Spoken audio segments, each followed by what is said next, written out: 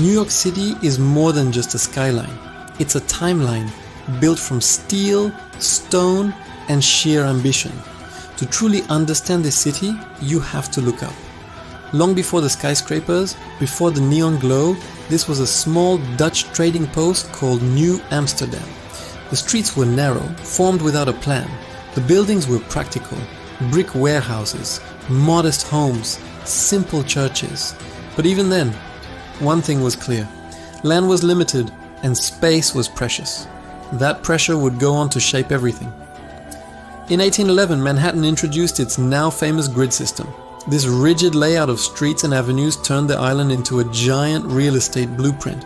Land suddenly became measurable, sellable, and most importantly, stackable. Then came the brownstones. Throughout the 1800s, rows of these elegant homes filled neighborhoods like Brooklyn Heights and Harlem. With their tall windows, iconic stoops, and iron railings, they gave New York its residential rhythm.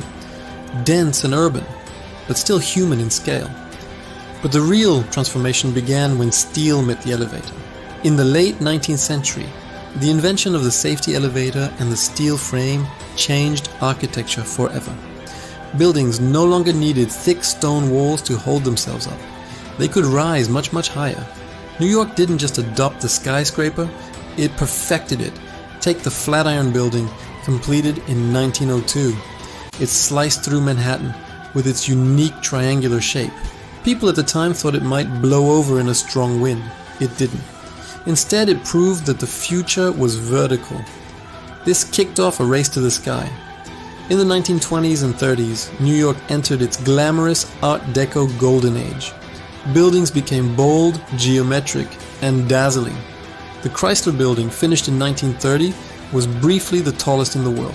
Its stainless steel crown still gleams like a futuristic cathedral, elegance and competition wrapped in chrome.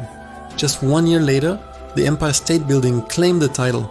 Built during the Great Depression in just over a year, it was more than a skyscraper. It was a statement. It declared that even in economic collapse, New York would build higher than anyone else. For decades, it defined the city's skyline. But architecture here never stands still. Mid-century modernism soon replaced ornament with simplicity, bringing clean lines and glass walls to corporate towers. The Seagram Building, with its revolutionary open plaza, changed how skyscrapers met the street. That single idea reshaped zoning laws and influenced cities worldwide. Then came the Twin Towers. Completed in the 1970s, the World Trade Center redefined Lower Manhattan. They were massive, minimalist, and unmistakable symbols of global commerce and American power. The destruction in 2001 reshaped not just the skyline, but the very identity of the city. Today, One World Trade Center rises in their place, reaching a symbolic 1,776 feet. It reflects the light during the day and glows at night. Nearby, the memorial pools mark the original footprints of the towers, architecture as powerful remembrance. But New York's story isn't only told in skyscrapers. Grand Central Terminal blends transportation with grandeur, its celestial ceiling turning a daily commute into a ceremony. St. Patrick's Cathedral stands in beautiful Gothic contrast against modern glass towers. And the Brooklyn Bridge, completed in 1883, connects boroughs with stone towers that feel almost medieval. In the middle of all this rigid geometry lies Central Park, a masterpiece of designed landscape. Its curved paths, open meadows, and lakes are intentionally organic, a soft heart in a hard-edged city. In recent decades, the skyline has transformed yet again. Ultra-thin, super-tall residential towers now rise along Billionaire's Row. These needle-like structures stretch over 1,400 feet into the air. They are minimalist, extreme, and built for breathtaking views and global wealth. Some call them elegant. Others see them as symbols of inequality. But they prove one thing: New York still builds upward. Meanwhile, old structures are finding new life. The High Line, once an abandoned railway, became a floating park above the streets. Factories in Brooklyn have turned into creative offices, and warehouses in Soho are now sought-after loft apartments.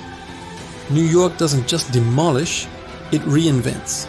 Even zoning laws have shaped the city's look. A 1916 rule required skyscrapers to step back as they rose, which is why so many older buildings have that classic wedding cake shape, designed to let sunlight reach the streets below. Today, sustainability is defining the next chapter.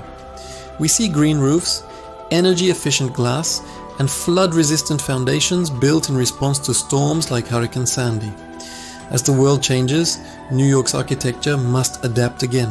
What makes this city's architecture so unique isn't just the height, it's the layering. You have colonial remnants beside Art Deco icons, glass towers next to limestone cathedrals, and industrial brick alongside luxury condos. Every era leaves its mark, and none fully erases the last. Look at the skyline from the water, and you'll see centuries stacked together. Look at it at sunset, and that steel turns to gold. New York's buildings tell stories of immigration, ambition, tragedy, resilience, and reinvention. Because here, architecture isn't just shelter, it's power, it's memory, it's identity. And as long as ambition lives in this city, the skyline will never stop changing. Thanks for watching.